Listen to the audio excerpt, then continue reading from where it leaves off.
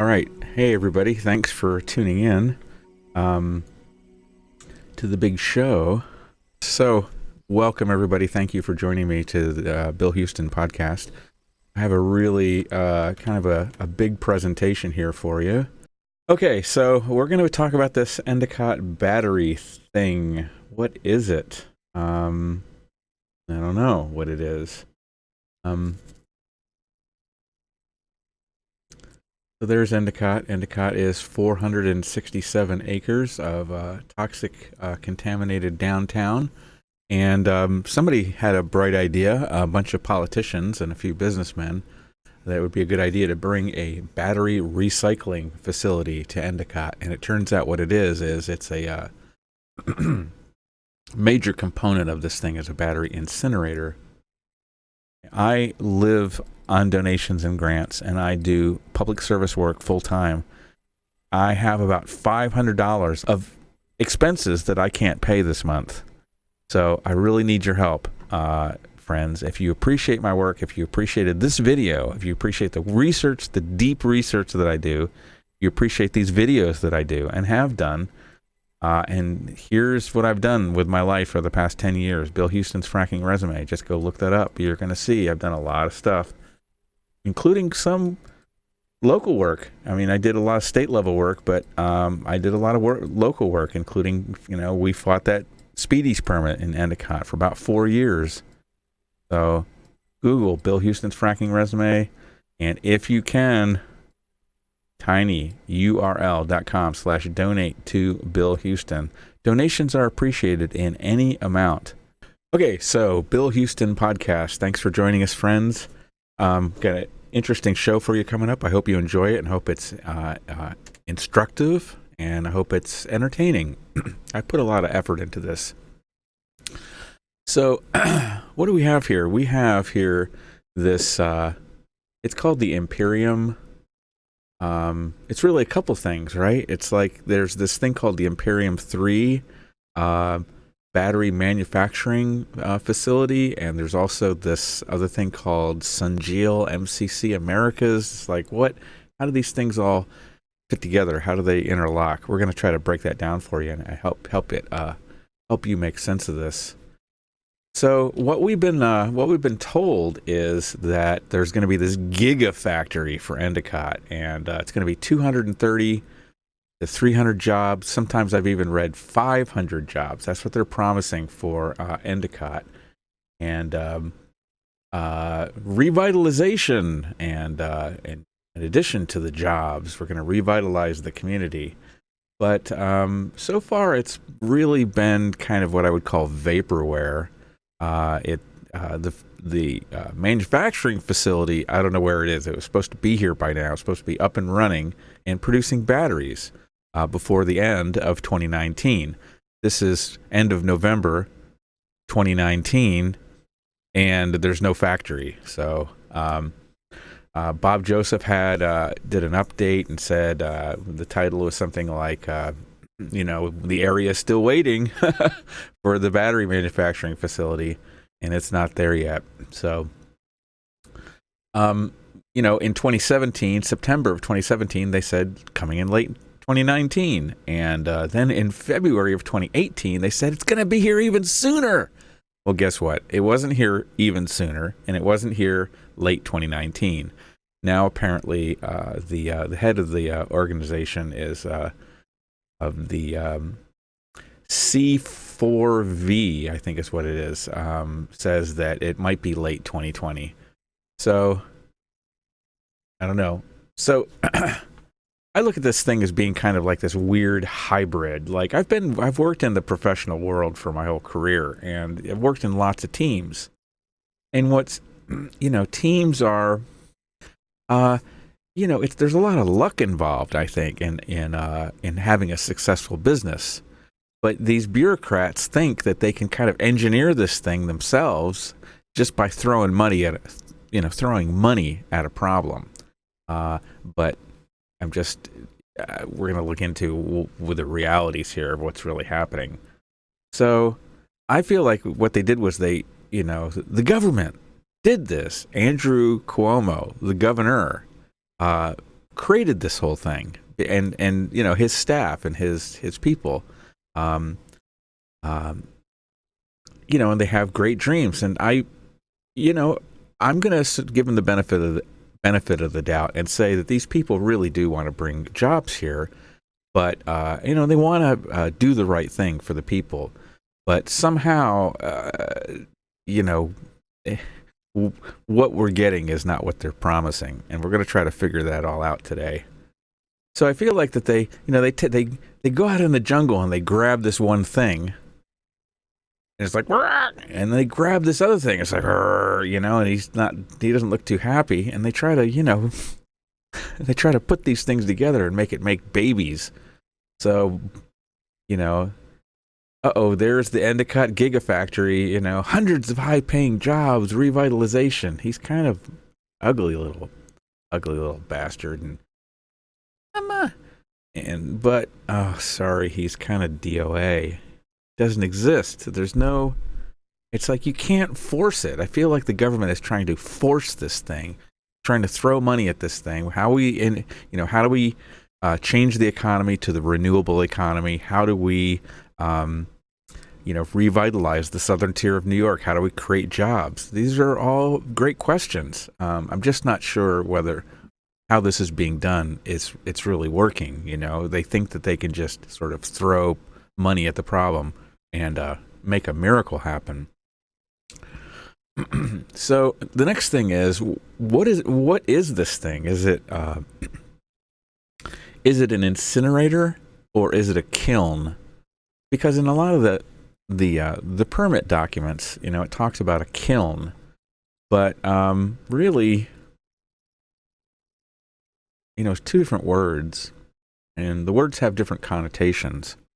It kind of reminds me of this old Saturday Night Live routine where, Dan Aykroyd, this was from 1976? I was 15 years old. I remember watching this thing play live, and it was hysterical being a young kid.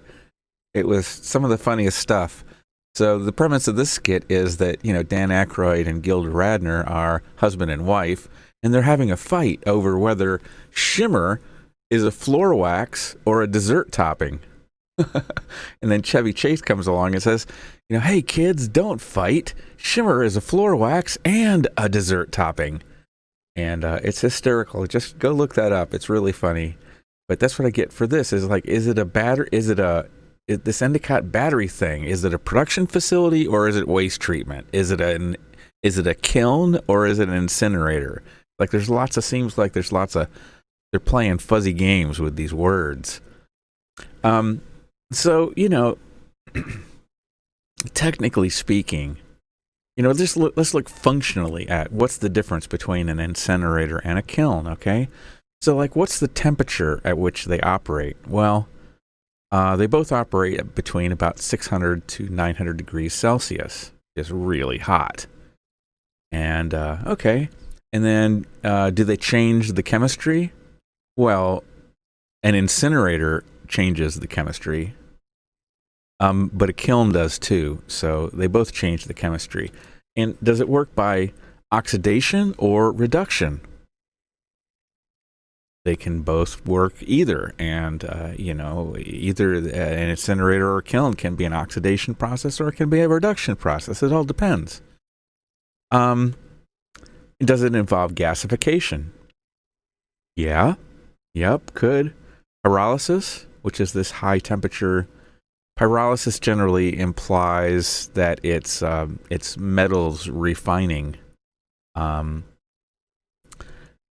both involve pyrolysis? Yeah, kind of. Are there emissions concerns with incinerators and kilns? Yes, pretty similar emissions concerns. So, in my opinion, people are making a big deal about whether this is really an incinerator or not. And what I say is, the choice of what term that you use, whether it's an incinerator or whether it's a kiln, is less of a scientific distinction and more of I would say, there might be a public relations reason for using one of these terms or the other. And oh, by the way, this facility might be called a smelter too.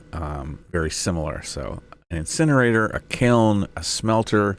What's the difference? I don't know. Not so much. Now, do you want an incinerator in your neighborhood? No, because, incinerators are scary, right? So nobody wants an incinerator in their backyard because, God, it doesn't sound good, an incinerator. And in fact, environmental activists in Broome County, we have in this place where we live, right around here, we have a legacy of defeating these, incinerators, trash incinerators.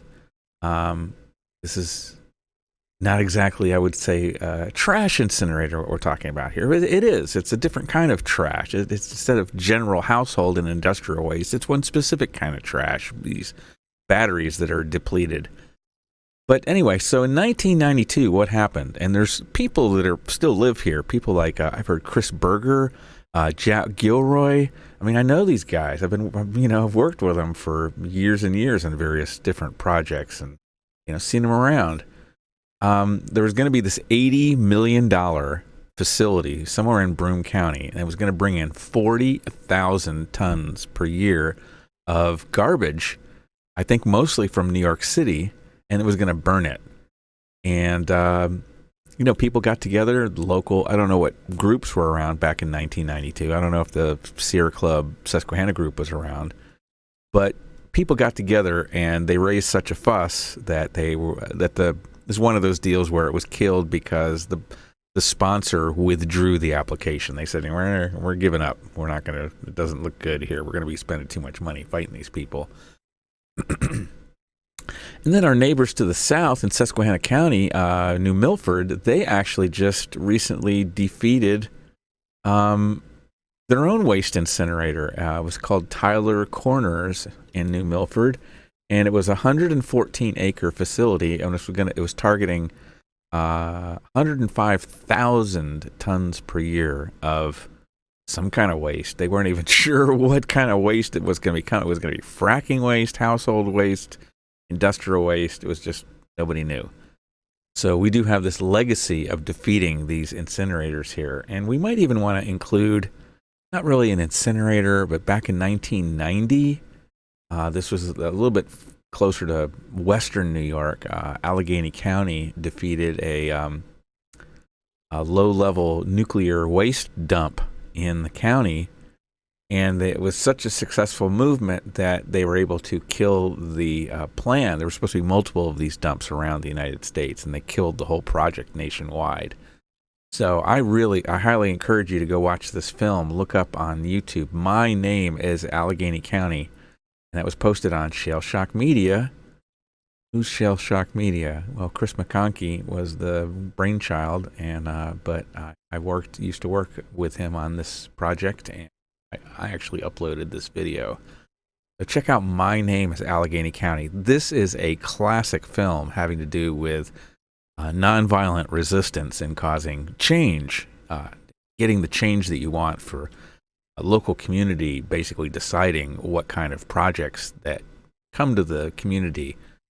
Very, very inspiring film. My Name is Allegheny County, 1990.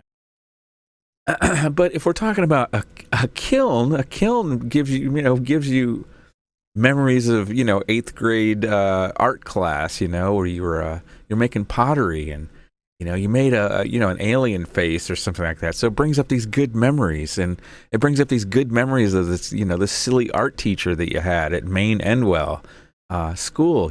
So kilns are like happy and friendly and evoke like these good memories of being a kid. But an incinerator, doesn't sound so good. So just be aware that these two things are very, very similar, okay? Now, so on the Press Connect site from February 22, 2018, there's actually a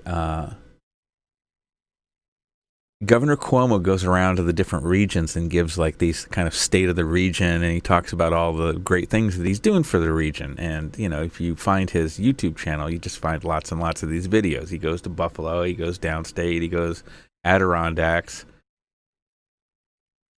So February 22, look up this, if you really want to understand the origins of this Endicott battery thing. Is it a waste treatment facility? Is it a production facility? Go back and look at this. Look at this video. Endicott battery manufacturer on fast track. Very, very interesting video. Not because Governor Cuomo gets heckled in this thing. That makes it interesting too. But what I find very interesting is that in the context of this Imperium 3, and it's also, there's another company involved, C4V. Imperium 3 is an existing foreign, I think they're based in Australia, battery manufacturing company. And C4V is this consortium of, I can't figure out what it is. They say it's an intellectual property company. It's a company that specializes in intellectual property. And what Governor Cuomo talks about in this video here is he talks about the fact that we're not good at, we've got these really smart people at our public universities, but we're not good at commercializing the intellectual property that we create. And the problem with this is that SUNY is what you call a land-grant university, and the land-grant universities were supposed to work in the public interest. We got 5 people on. Wow. Say hi in the chat. James Little. Hey, James. How you doing? Jim Little. So, and by the way, hit thumbs up. Go to the video and hit like. Hit the thumbs up, and let's see how much. We got 4 thumbs up already. Thank you. Let's try to get a couple more. So go watch this video, and in there, this is the interesting part, okay? In this video on Press Connects, if you just Google that Endicott battery manufacturer on fast track, Google that text up there, and you'll hear Governor Cuomo talking basically about, let's take a step back. Let's talk about these land grants. Let's talk about public universities. What does that mean, public universities? Public universities are supposed to be part of, I would say, our intellectual commons, where the products of the university should benefit everyone. But there is this classic scam that we might call the enclosure scam. And it goes back, it's such a long history. It goes back to, the early days of this capitalism idea. And, you can look up the diggers and the levelers and, these agrarian people that lived off the land for generations. And then when somewhere around the Middle Ages, starting maybe at 1000 AD to maybe 1500 AD, maybe even going farther, this royal class in Europe, under the authority of the king, who was basically saying there was different kings, different kingdoms, acting as the authority of God. That's what the kings did. The king says, I get my authority directly from God. And so they would go out and basically build fences around these traditionally farmed areas by the common people. And there was a resistance to this enclosure. The enclosure used to be like a literal enclosure where they would build a fence around a place. But this scam still goes on even today. You can think about like public spaces. How often do you see advertising in public spaces? That's a kind of a corporate enclosure where you're getting corporate messages where you would normally just expect to see, trees and the sides of blank buildings and things like that. So the enclosure scam still goes on, and it still is a little bit different. Like, when you go to a park and you have to pay a reservation to a company called, what's it called when you go camping? I forget. It's Reserve America. I think that's what it's called, Reserve America. It's actually a private company that contracts with the federal government to manage, quote unquote, manage the campgrounds. This is privatization. Privatization is another name for enclosure. It's or commercialization. These are all different names, but it's basically the same thing. Where when you're supposed to be able to go and drink water out of the stream for free. Well, what you do today is you go down to the store and you buy a plastic bottle of water. Water has been enclosed, and now somebody's making a profit off of it. The parks are getting closed. In Binghamton right now, what do we got going on? What are they talking about with the sewer plant? Have you been paying attention to that? This is an enclosure scam. They want to privatize the sewer plant. So basically, they want to do the exact same operations. The only difference is they want to, quote unquote, make a profit, which means they have to take some of the money that's coming in from the sewer plant operations and send it off to their investors as dividends. So privatization actually increases costs because you have to pay that profit. Where if it's public owned, there's no profit to be dispersed. It just basically operates on a cost basis. So, just be careful with privatization scams. So this is one small detail that I hope somebody pursues. This is such an interesting piece of this story that basically the governor here is talking about enclosure of our intellectual commons that was developed by public universities like Binghamton University, and then these scams like C4V intend to take this intellectual commons and privatize it and make a profit off of it. So that's part of this battery scam that's going on here. This is a very small detail, but I thought it was very interesting. Now, in the top of this slide, I just want to mention what this means is every time, because once again, the battery manufacturing facility is missing in action, or it never showed up. It's just not here. I don't know where it is. What is it? It's vaporware. It's this made up imaginary thing. It doesn't exist. There is no battery manufacturing facility in Endicott right now. There are not 230 jobs. There's not 500 jobs. There's no jobs. There's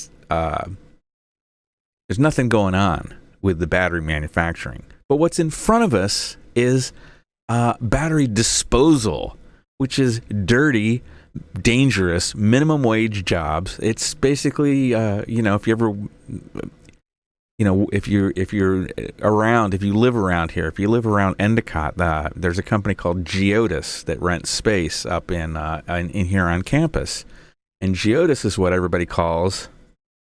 Somebody tell me. Let me hear it. What do they call? Don't know about that, Jim. Construction costs couldn't exceed 10%. Jim's talking about the privatization of the sewer plant, I think. But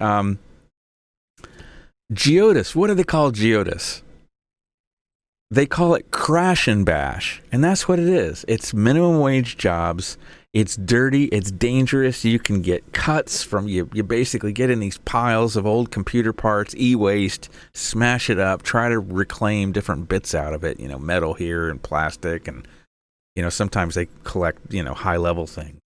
But that's what's coming here. That's what this Endicott recycling facility is. It's crash and bash.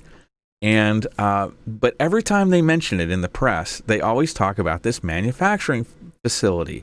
They're trying to conflate these two things together.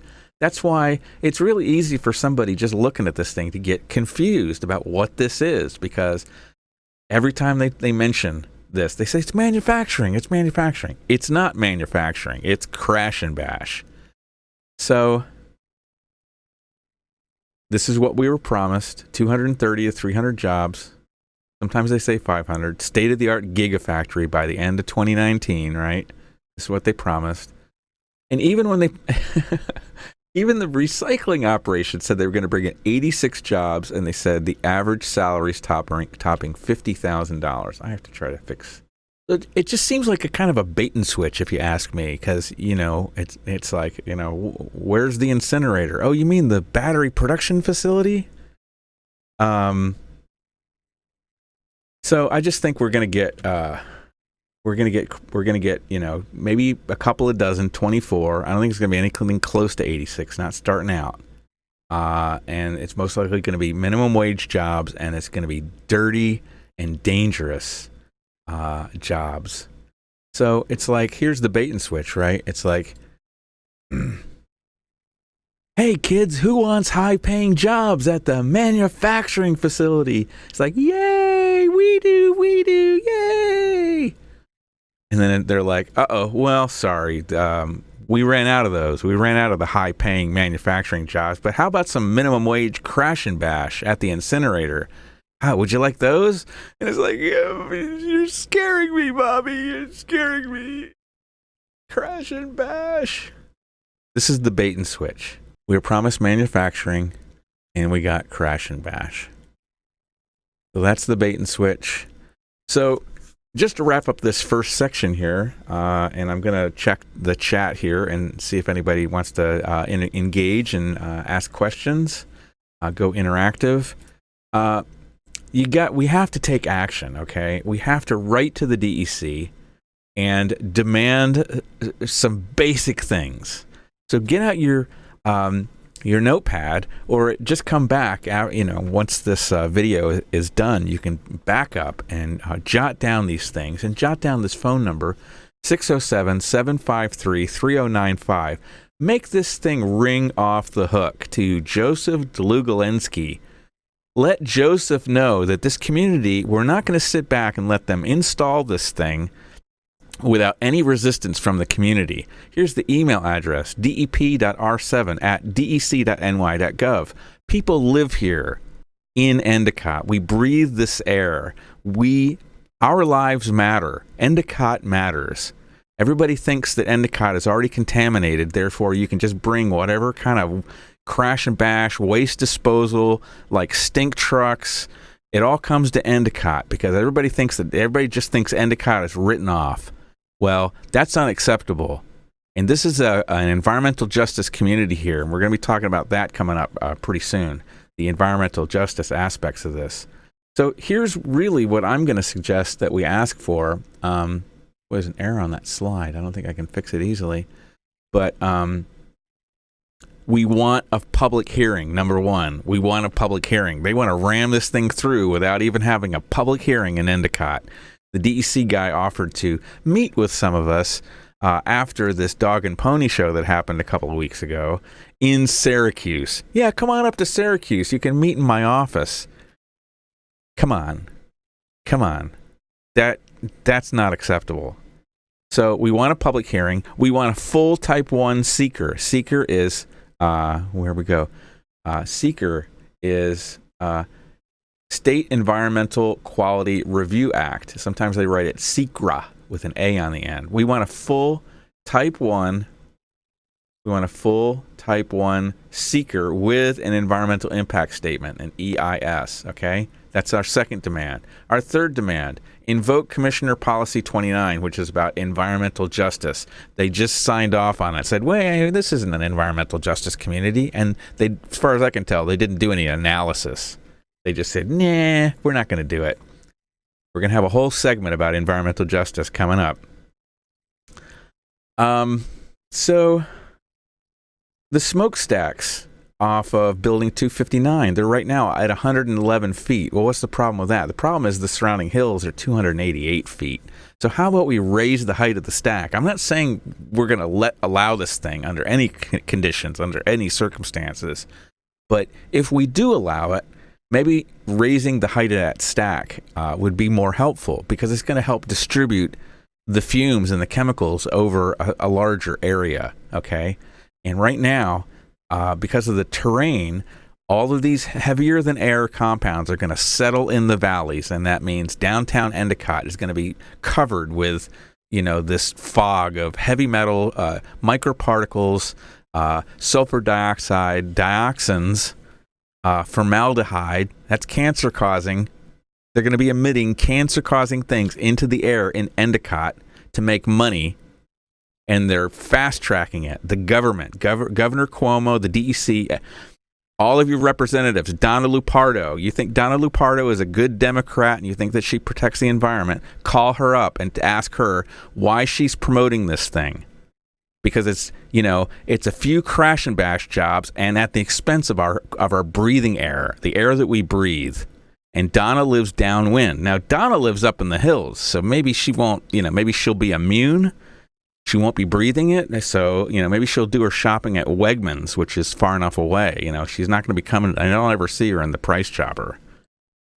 So down in the valleys, boy, the Price Chopper, maybe the Price Chopper will start giving out free gas masks, because we're going to show you a map coming up just in a little bit, showing you how close this thing is to Price Chopper. It's very close. So raise the stack height. How about a baseline ambient air test? How about that, geniuses?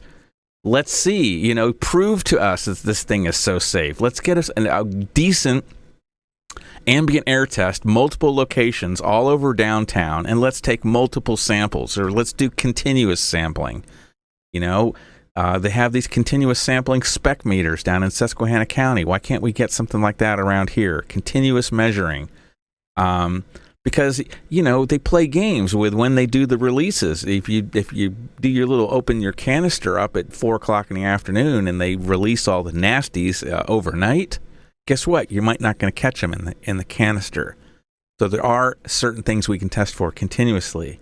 We need to have just a community discussion about this. So that's why we need to have a timeout. We need to have a longer comment period, not just 30 days or 15 days or whatever they extended.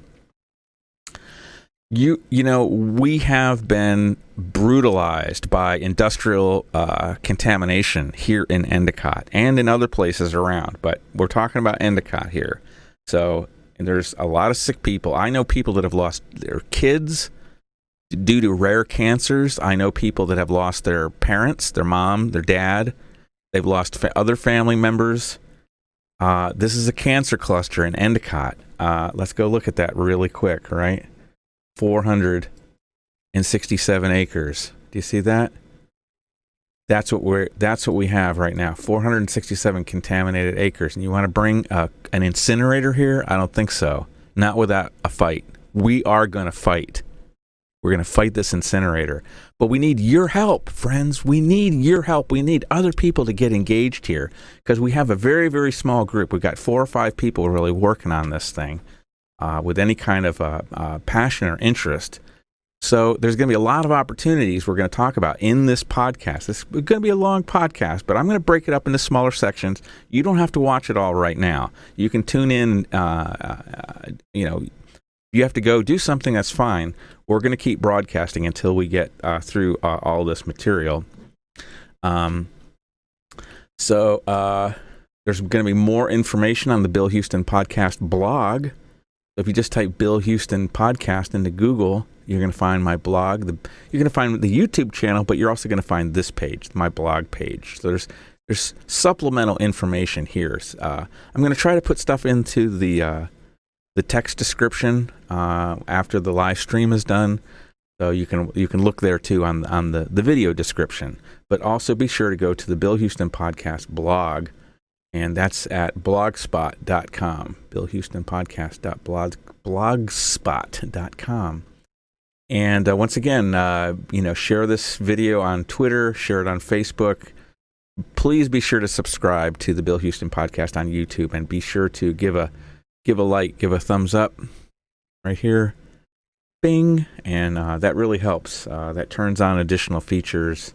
I'm getting really bored with it, all right? Oh, dear me! Poor old Neil's getting bored!